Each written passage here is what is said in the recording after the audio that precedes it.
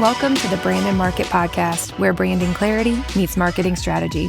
I'm your host, Kassie Layne, founder of Brand and Market, a boutique agency dedicated to helping small businesses craft intentional brands and effective marketing plans. Each week, I share practical tips and insights to help you, especially those of you in real estate-related industries, build a standout brand to attract your brand's biggest fans. Let's dive in. Welcome back to another episode of the Brand and Market Podcast. Today, I have an awesome guest. She happens to be my best friend and my partner in crime when it comes to all things systems and behind the scenes business stuff. So this is Kassie O'Driscoll. I would love to have her introduce herself and what her business is all about. Hey, everybody. It feels funny to say thanks for having me because I'm always hearing about all the things Kassie Layne. So I am an online business manager. I help people get their back-end businesses in shape and give them more time to do what they actually love, not all the things that come with business ownership. Yeah, so just a little bit of insight into the relationship that Kassie and I have. I am so very grateful to have her in my back pocket / I say that because my phone's always in my back pocket and she's always a text away from me. So, but even just yesterday, I was kind of picking her brain a little bit on the systems for my own branding and marketing agency. So I know that she is a wealth of knowledge, not only within that service-based business space. She's helped me get my systems in place for the venue in Kentucky. And now we're going to jump in today all about systems for short-term rentals, because that is something that we both have in common. I own and manage a couple of short-term rentals. She has managed a couple of short-term rentals as well. So I'm excited to pick her brain about this aspect of systems because I haven't really gotten her point of view from it before.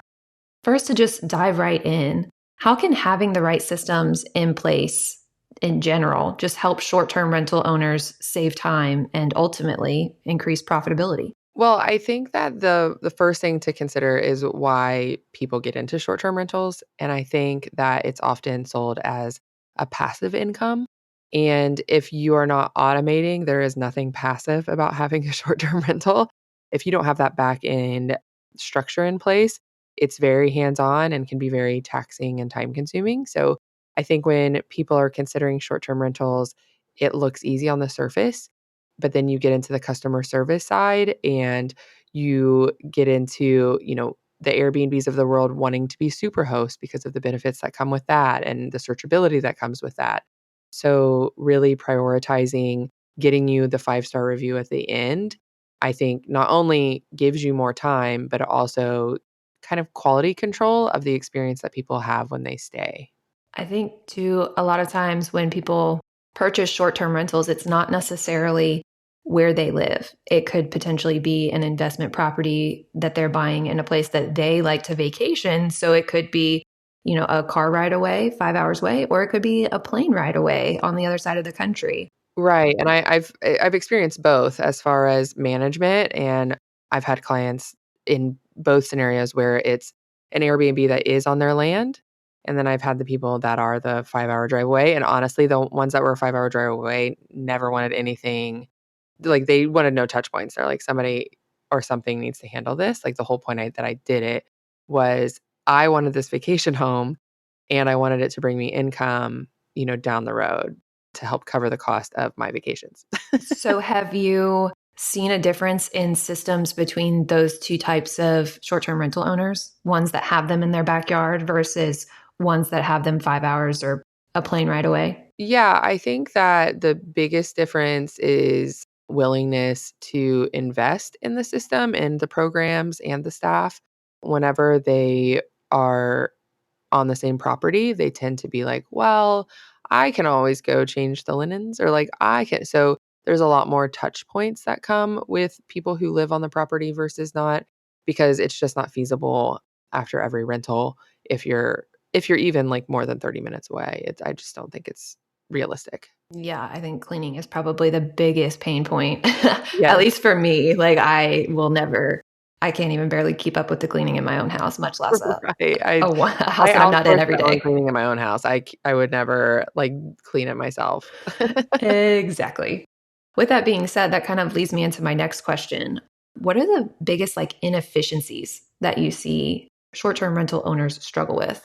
I am going to split most of this into on the property or like your property versus a secondary property. On the property, I think is expectations. I think that many people are like, this is my home. It's perfect because it's perfect for me. And then they don't put in the time and effort to thinking about what it looks like if they're not living in it and they don't, somebody's there that doesn't understand where the spoons are, like, things like that. And then on the flip side of that, somebody who's far away, just communication. I think that they don't want any touch points, like I said. So they tend to make a lot of assumptions when coordinating with the services or programs that they've outsourced to or the people they've outsourced to. So I think that those are probably the two biggest inefficiencies that I've seen. That's interesting that you say that because I manage one of the Airbnbs that I manage is my mother-in-law's home. And so they have a 3-story home. The top 2 stories they rent out to guests, and then they live in the basement story or basement floor. But I am here now, actually, as I do this interview, and I had to stay in the upstairs portion. So I just stayed in like one little room and bathroom and just getting it ready, like redoing that one room to be guest ready for the guests that check in this afternoon.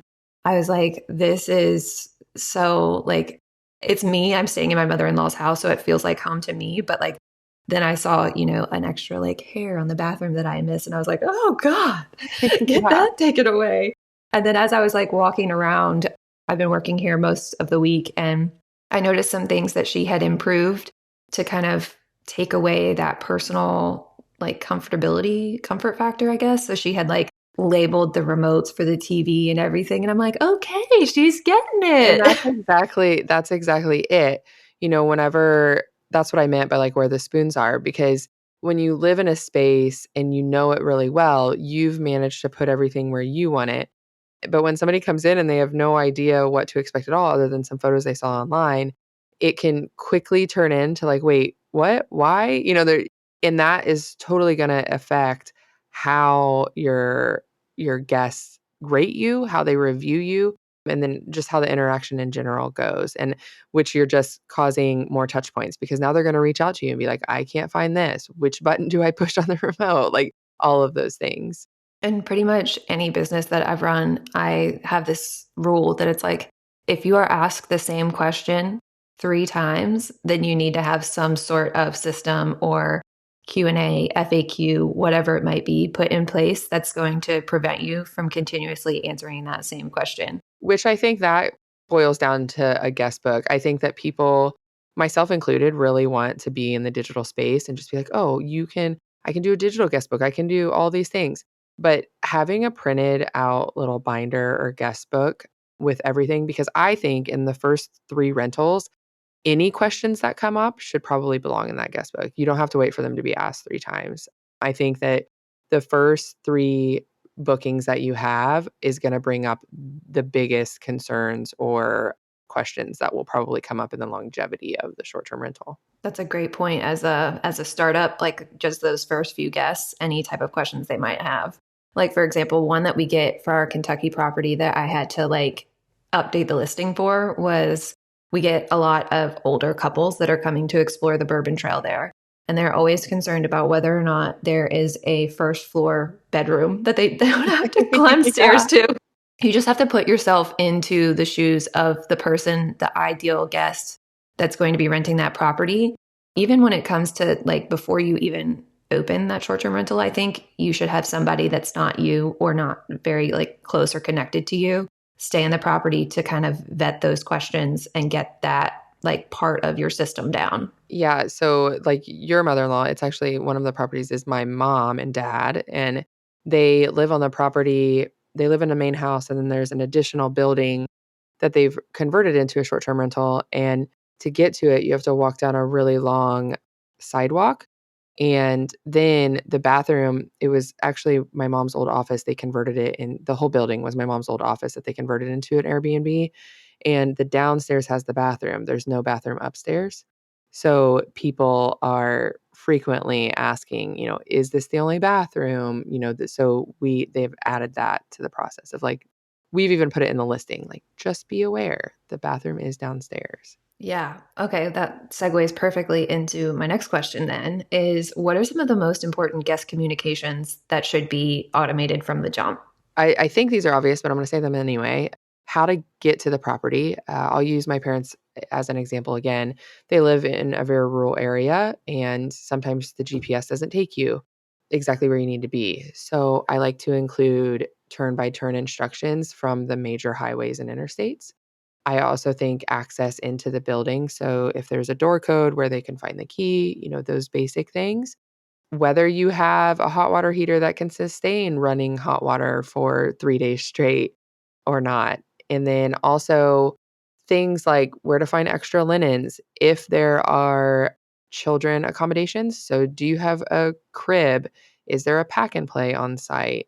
Because, like we were talking about earlier, you live in the space, people don't. When, with that said, they're traveling. So, if they're coming into town, you have to treat yourself like a hotel because they're going to have the bags they packed and they want to pack light. And they are going to make a lot of assumptions that they're not even realizing they're making because they're used to hotel living. And that's a very clear cut, situation. I think it's always best to overshare. I mean, you can never share too much as far as I'm concerned. Another big one that comes up a lot in all of the properties, especially the one that shares, so my mom and dad's property, is what are the common areas? So they have a pool and they have a fire pit and an outdoor cooking area, and those are common areas. So we make sure that that's in the listing, and then we reiterate that whenever they do book as a reminder to what the left and right limitations of that would be. And then contact information. If you are hosting on Airbnb, you have to communicate through the app or Airbnb will not like, if anything were to come up, whether it be like damage or late fees, if they want money back, whatever, you have to be able to prove whatever the communication was like, and a lot of people don't like that, they wanna get on the phone, so I always make sure to put in the listing, all communication will be held within the app per Airbnb's regulations. Yeah, I have had a couple. It's just like almost a generational thing. Like I will always be on the app. It doesn't matter who I'm talking to. But a lot of like older generations want to have that voice call on the phone. And so if I can't avoid that voice call, then I will then put in the app as per our phone conversation X, Y, and Z so that it's still there on the Airbnb app. Exactly, exactly. You really as a host, you really have to protect yourself in Airbnb because they do tend to side on the guest side if you can't Fully proof. yeah, if you can't prove anything. Okay, so we got check in. All right, so directions and check in information in terms of lock boxes or door codes.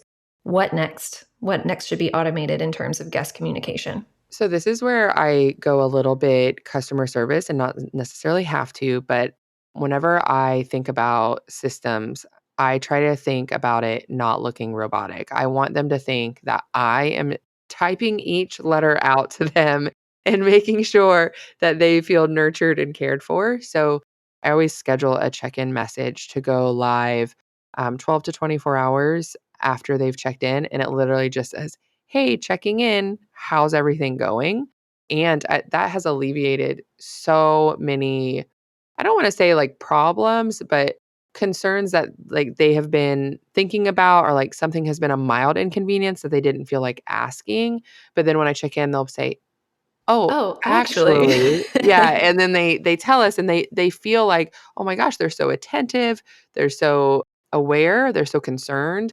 I think that that is such a pivotal point for us in our booking system because I didn't actually send the message. It automatically goes out, but it also isn't written like, "Hey, Mr. Smith," like, sincerely. It's just like a quick, like, "Hey, just wanted to check in. Is everything okay?" It doesn't even have like a sincerely. It just is like a quick because it looks personalized. It looks like I was texting them. That's funny because I do the like 9 a.m. after check-in. I do that a similar message, but it's more I definitely err on the more like formal side of things. So I'll have to tweak that in my process. Yeah, I think that it just makes them feel like you were walking down the street thinking about them and shot them a text because you knew they checked in. I guess I've never done it formally, but I get messages back that are just as informal as mine, and I think that those are more honest responses. because I think if it looks formal, they look at it and they're like, "Ah, whatever." Like, they don't think it's as sincere and as personal, you know? It's like when you get the thing after a call that's like, "How was the call? Rate it, da da da da." Like, that feels so formal that people tend to just ignore it. But if it was like, "Hey, Cassie, Tina here," or, whatever, and it had more, like, personalized feeling to it, I think people would be much more adept to participating in the feedback. And I think that you're right on the money when you say it's those little things that you were like, "Oh, well, I noticed that." I can't even pull something out right now, but like that little thing that you're like, it could be a tick in the box on the negative side of client or guest experience. It depends on how the rest of the stay goes.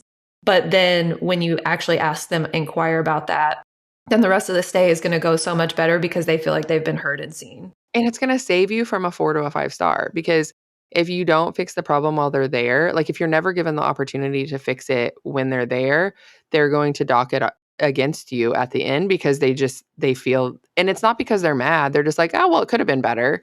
But if you're proactive in that, you're alleviating them from having to, like, tell the public, essentially. Right, right. And I will say that on Airbnb specifically, if that's where you're renting through, they have the opportunity for a guest and for a host to send private feedback. And I have had an uptick in private feedback since I added that second message, that like post check in message, because people are more likely to be able to feel comfortable addressing me directly because it feels like I'm a real person rather than this like, person off site that doesn't care about the property or whatever. So definitely has seen an improvement in host guest communication since then. Okay, so we have check-in, we have or pre-check-in, directly post check-in. What's next? It depends on the longevity of their stay. If they're only staying for a weekend, that's the one check-in, and then the morning of checkout or at, like, midnight before their checkout, it's the checkout instructions, which are in the guest book, which they also got upon checking in, but I reiterate, "Hey, I hope you had a great stay," as a reminder, A, B, C, and D of what they need to do to check out. And this might be an unpopular opinion, but I treat my Airbnbs like hotels. As a person who stays in a lot of Airbnbs, nothing makes me more mad, honestly, than having to pay hundreds of dollars for a cleaning fee and then also having to do all the dishes, having to strip all the beds, having to like leave it better than I found it. So, my policy when managing Airbnbs is that I'm going to do as much as I can do to treat this like a hotel for checkout as I can. And there are circumstances that can't be avoided.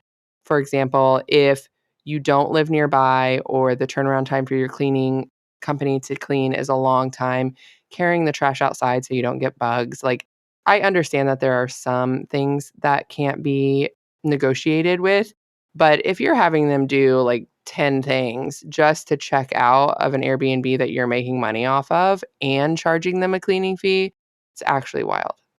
And I think it's fine if you like stripping beds is fine, but don't make them like start a load of, I mean, I've stayed at Airbnbs where they're like, we have to do the laundry all the way until you put it in the dryer. And like, I don't want to do that at my own house, let alone pay to do it at somebody else's. like I said, I know it's an unpopular opinion, but I also think that that's why short-term rentals get passed over sometimes because you go in and it's like $150 a night. And then when you go to pay, you're like, wait, why is it so much more expensive? And you realize there's like a $200 cleaning fee. And you're like, well, am I going to have to clean it anyway? And it's just, I would rather you charge more for your nightly rate than have a high cleaning fee. 6 years ago, I opened the door to my first guest on Airbnb. I didn't know then just how much it would change our lives. Since then, I've hosted hundreds of guests, welcomed people from all over the world across multiple states, and maintained Superhost status every single quarter. But more than the 5-star reviews, it's what this extra income has allowed us to do.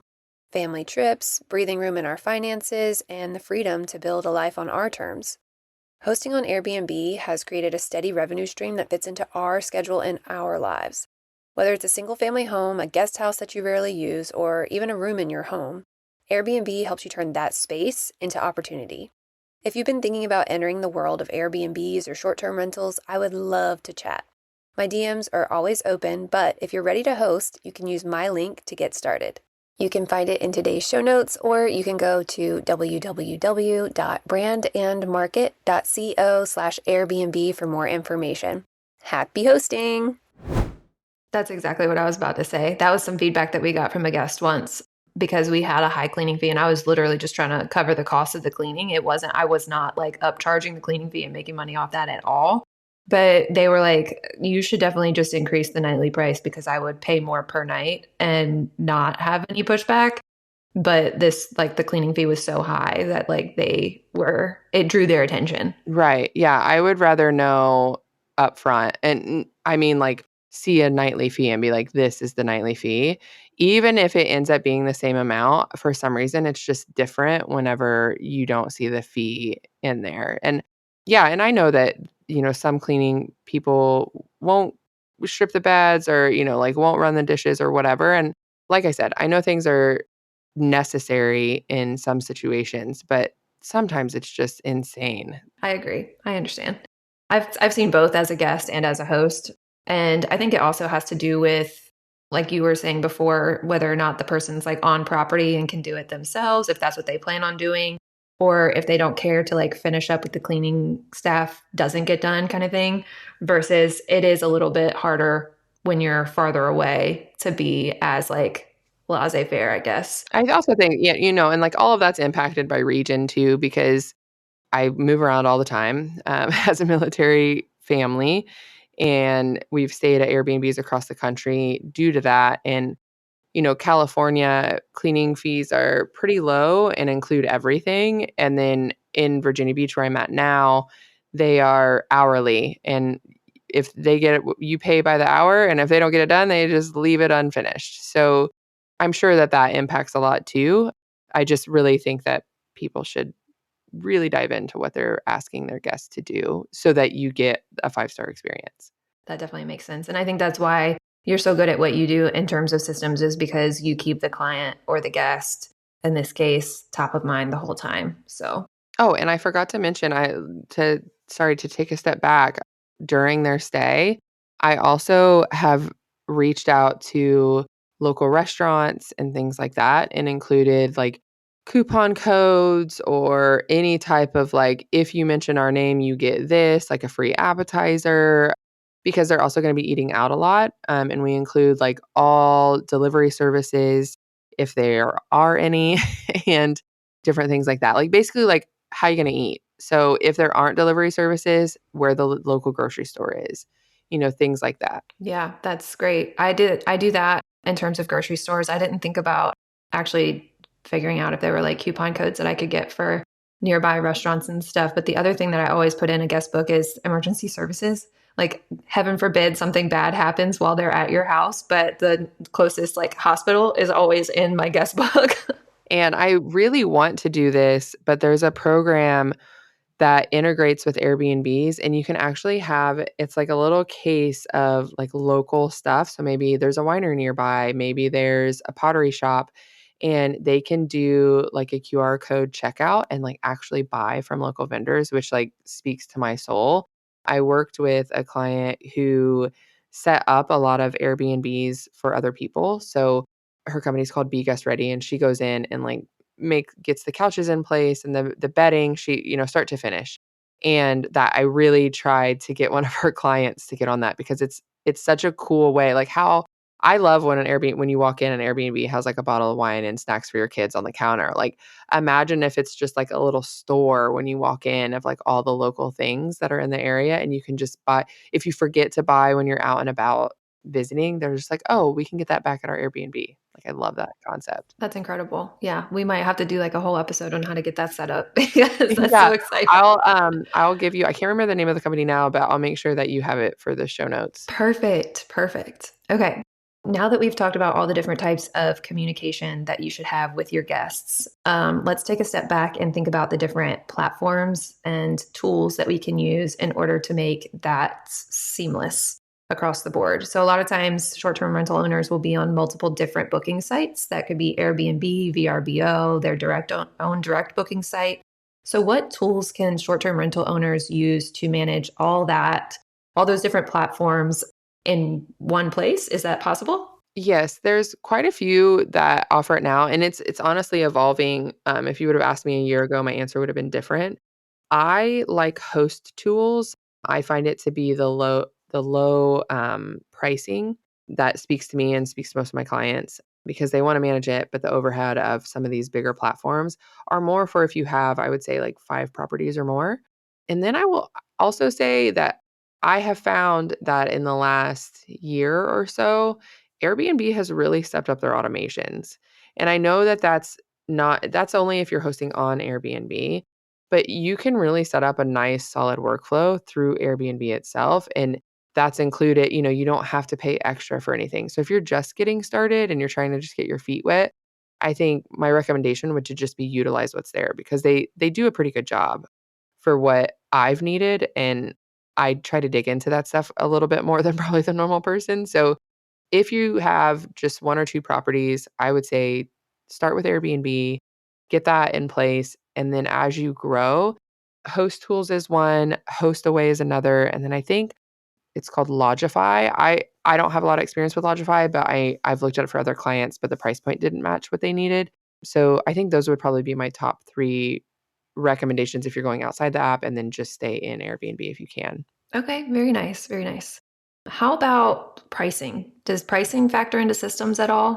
Whether it could be like seasonal pricing for like a seasonal destination or I don't use what is it called, an Airbnb when they change the pricing for you? oh, it's They like have smart that, like, little pricing toggle or on. dynamic pricing, Yeah, something like I that. don't use smart pricing because at the end of the day, what you need to charge is what you need to charge whether it's winter or summer.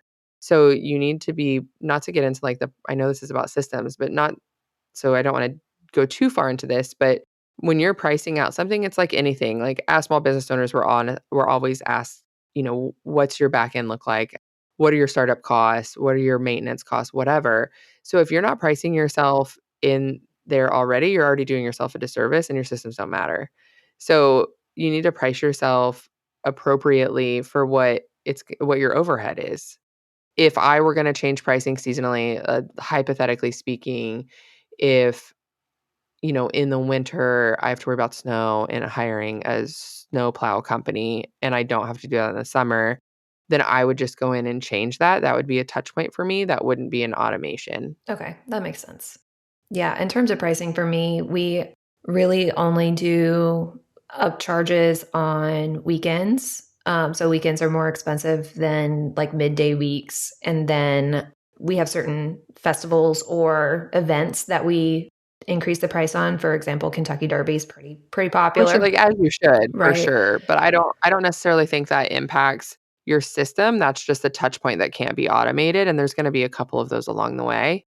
And it also depends on it's something that I have struggled with a little bit with one of my clients is they have a wedding venue and they have an Airbnb on that property, and they don't want to cross those paths. So if they have weddings, they don't want the Airbnb rented, even if the wedding isn't using the Airbnb. So that's complicated because that's just going to have to be a touch point where you go in to whatever platform you're using and block out the dates that you can't be booked. So there's no way to automate like a wedding schedule system and an Airbnb booking site that I'm aware of. Oh, okay. But like with host tools though, isn't that a capability of host tools that you can block out dates and then it blocks out the dates across all the platforms? So you don't have to go in individually to Airbnb, VRBO. Right. Okay. Right. Yeah, you can block it. So if you were using Host Tools and you had your short-term rental on there across all these platforms, that would be the calendar that you wanted to switch.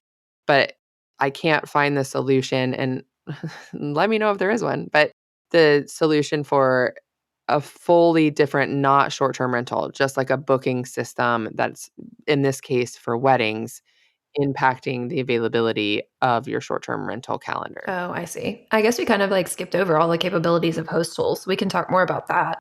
Yeah, it's super robust and I love it because you can do all the automations in there too. One of the things that I love about it for my clients who don't have the property on site, it's far away, it will automatically send text messages or emails to whomever you'd like. So when we get a booking, it sends a text message to the cleaning company to let them know we have a booking. They're checking in this time, they're checking out that time. Because one thing that we require in that case is that the cleaning company come in for a refresh like the day or two before. It's a rural rental, cobwebs, whatever. So we send them in a day before the check-in. So Host Tools allows you to send an automatic text message to whoever. So I think that's like one touch point that I would be managing that I don't have to. Yeah, that's amazing. That was actually my next question is how do you systemize the cleaning portion of it to get the property ready? So that sounds incredible. Does it also include, for instance, like cancellations? Yeah, so it automatically sends you basically set up the automation. You set up that step. So in the message, they're canned. So it could be like, "Dear guest," don't ever write "Dear guest." That was a really bad recommendation. But like, "Hey, guest," or like, "Hey, cleaning company," whoever the message is going to. And then you can put like check-in date, check-out date, and all of those will automatically populate when it sends the message. But will the message be sent through the Airbnb app? Yes, because whenever I have used it for check-in, yeah, it sends like a message in Airbnb. Oh, okay. Just because I wanted to make sure that, we were Yeah, staying on the app. after all of that, we yes. Yeah, no, it sends as if you're sending through the app. If they respond, I don't think you can respond in Host Tools. I think you'd have to respond in the Airbnb app. I gotcha. But you got the notification from the Airbnb app anyway that the guest was speaking directly to you. Right. It's just like Host Tools is the starting point, the conversation starter. Yeah, your workflow would live in Host Tools, and then any communication would happen in the app. Okay. And that's across all platforms, Airbnb, VRBO? I don't have a lot of experience with VRBO, but I do believe that to be true. Okay. Yeah. Generally, VRBO is the bane of my existence. Yeah, I don't lean that direction just because I think that their fees to host on the platform is like it's like the grandpas of vacation rentals online. It is. They have higher fees. And I will say, though, that the reason that we continue to stay there is because it's an older clientele over Well, on your VRBO. demographic lives there. Exactly. So Yeah. that's the only reason that we're still there because the user experience on the host end has been a nightmare. Like even like sometimes the app doesn't load at all and I can't see the calendar.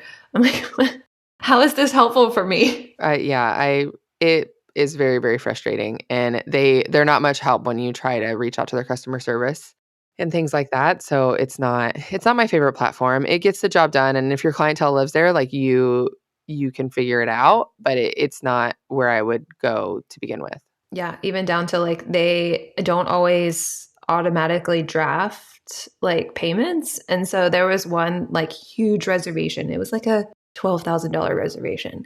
And the guest had checked in and had stayed there for, I don't want to say 3 or 4 days. And I was like, we usually get paid out like 24 to 48 hours after check in, and I only see half the payment.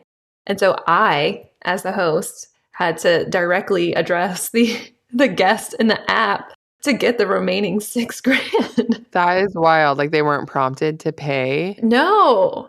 I was just like, how is this And an like as the oversight? guest, they're not gonna be like, "Hey, do you need my money?" Well, They're I just gonna think, be like, I mean, "Oh, look." yeah, they were there They're not even for, thinking about it. right. They were there for Derby. They were drinking and having a good time and traveling to the As one track. should. Right. Exactly. They were doing exactly what they were supposed to be doing, Right. except for paying me. Right, yeah, I guess they should be doing that too, in all fairness. Oh, goodness. Okay, let's do a little bit of a recap. Just overall, what platforms we might need to get our short term rentals up and running, and what we're doing on each of those platforms to make systems as seamless as possible. If you're a one-man show, I, again, would recommend just really taking advantage of the free opportunities within Airbnb to do your workflows.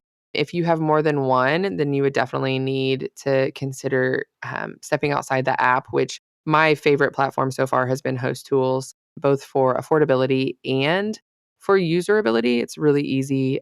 I like it because this is a side note, but whenever you go in and you look at the calendar, if you have a booking, it shows like the little icon of your listing from Airbnb or vacation rental by owner. So you can see which rental is rented when, and it allows overlapping, shared calendars, like all of that. and that's really nice, and the automations to the other companies. And you can do multiple properties on that. That's why you said once you graduate from just one property, then we go and we find something that can bring all of the properties into one platform. Exactly, because the last thing you want to be doing, even if you have automations in place inside of an app, is to be signing in to 4, 5, 10, 15 listings to like check in on those automations. Like, let's just put them all, because they should pretty much be the same, aside from like the little nitty-gritty details of each thing. Like the process and the touch points should look very similar. The framework is the same. The copy and the messages is different. Right. Yeah. Anything else? I think that's it. Like, it's not as scary as it seems, and maybe it doesn't seem scary. In my experience, the clients have been a little intimidated by the communication and all the things. But I would literally like get a piece of paper out and be like, imagine yourself as your guest. They walk in the door. What are they going to see? Do they see a key code? Well, that's before they walk in the door. But then after that, like, are you walking in and they need to turn the heat up, or they need, just think about like what you would do, and take a piece of paper with you around the house and write all of those things down, and then figure out how you can give them information before they ask for it, because that's really what the workflow in the system is. It's an opportunity to give them the information before they ask for it so that they feel thought of. And don't assume that they are going to do it the same way you would do it. Right. That's why I said think as the guest. Like, don't think as yourself who's like, "Oh, like, I like it when it's 65 degrees." I don't know. Like, just consider what it would look like if nobody knew where the spoons were. Absolutely. That's a good through line there. Okay. And my final question for you, Kassie, is what's your number one piece of advice for our listeners to be the best in their brand and in their market as a short-term rental owner? I think I just said it. Don't think about how you experience it. Think about how others will experience it, because at the end of the day, the only way you're going to remain at the top of the search engines and at the top of your bookings is to make sure that you're thinking about the guest before you're thinking about yourself. Incredible. So be your guest, put yourself in your guest's shoes and walk through that property as if you were them so that you know exactly what they need. I see some types of Beauty and the Beast song of like, be our guest, but it's like, be your guest. I see some song coming from Yes. this. I love that. I love that. And like I said, that's your superpower. When it comes to systems, you bring that element of client or guest experience into that. And that is irreplaceable. It makes people feel special, seen, heard. And that is what they're going to remember, right? That's the whole what point. branding's all about. Yeah. That's what branding's all about, is how you make people feel and how the experience makes the people that you're interacting with feel. So I love that piece of advice. Thank you, Kassie. Can you please tell our listeners where to find you online? Yeah, you can find me at kassielayne.com. It's KassieLayne. And I'm Kassie Layne pretty much across all platforms. Very good. And she's very active on Instagram. So if you want to catch up with her, you should DM her there. Yeah, for sure. Awesome. Thank you so much for your time, Kassie. Bye. Bye. You just completed another episode of the Brand & Market Podcast. If you found this helpful, please rate, review, and subscribe to help others find this show and so that you never miss an episode. Don't forget to take a look at the show notes for all the resources mentioned today. See you next Wednesday, and as always, I'm here cheering you on as you build your dream brand and business.